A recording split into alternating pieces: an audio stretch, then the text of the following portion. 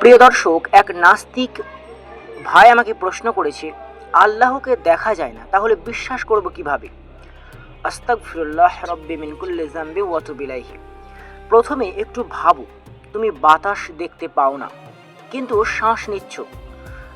তুমি অনুভব করছো, তাই তুমি জানো বাতাস আছে। তুমি ভালোবাসা দেখতে পাও না, কিন্তু অনুভব করছো।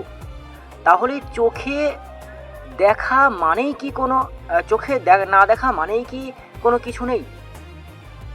এখন পৃথিবীটা দেখো, সূর্য প্রতিদিন ওঠে ঠিক সময়ে, নদী চলে নির্দিষ্ট পথে, রাত ও দিন পরপর আসে, আমাদের হৃদয় কাজ করে, আমরা ঘুমাই, জেগে থাকি। এই নিয়ম, এই যে নিয়মিততা, এই নিখুঁত সামঞ্জস্য, এই নিয়মটা কি কেবল এমনি এমনি ঘটে গেছে? যদি মোবাইল ফোন দেখো, তখন তুমি জানো সেটা কোনো না কোনো কেউ বানিয়েছে। তাহলে কি পুরো মহাবিশ্বের পিছনে কোনো বুদ্ধি নেই? কোরআন আমাদের বারবার বলে, শুধু অন্ধ বিশ্বাস করো না, বারবার প্রশ্ন করো, চিন্তা করো। সূরা আত-তুরে বলা হয়েছে, তারা কি কোনো কিছু ছাড়া সৃষ্টি হয়েছে? অর্থাৎ আমরা নিজেরা বিচার করি, চিন্তা ভাবনা করার দরজা খোলা আছে। তুমি ভাবতে পারো, কেন আল্লাহকে দেখা যায় না?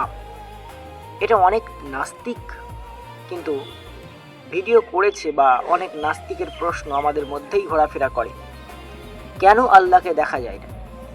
এর কারণ, তিনি সৃষ্টির মতো সীমিত নন।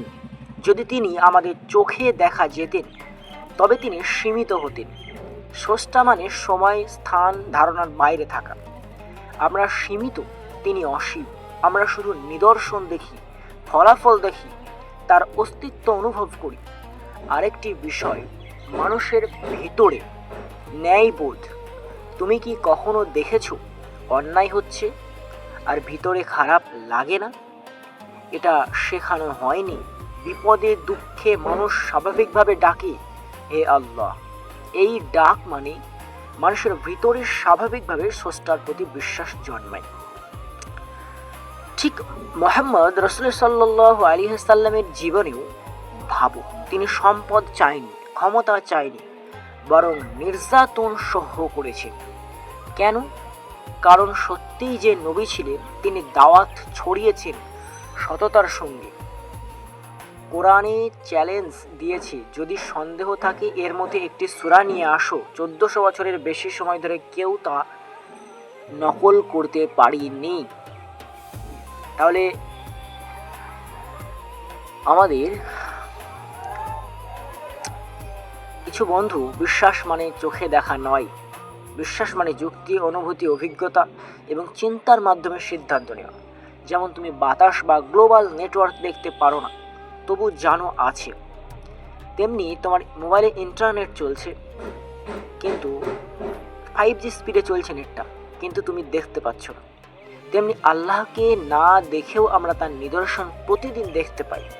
সুতরাং প্রশ্ন বদলাও, কেন আল্লাহকে দেখা যায় না? এর বদলে জিজ্ঞেস করো, এত নিখুঁত সৃষ্টি, এত নিখুঁত, এত নিয়ম, এত ন্যায়বোধ দেখে আমি কি অস্বীকার করব? বিশ্বাস কোনো চাপ নয়, বিশ্বাস হলো আলো, যা চোখে না দেখেও হৃদয়ে দেখা যায়। তাই কিছু কিছু নাস্তিক এই সমস্ত প্রশ্ন করে যে, ঈশ্বরকে তো দেখা যায় না, তাহলে বিশ্বাস করব কেমন ভাবে? তো ভিডিওটি তাদের জন্য ছোট্ট একটা ভিডিও ছিল। সকলে ভালো থাকুন, সুস্থ থাকুন, ধন্যবাদ।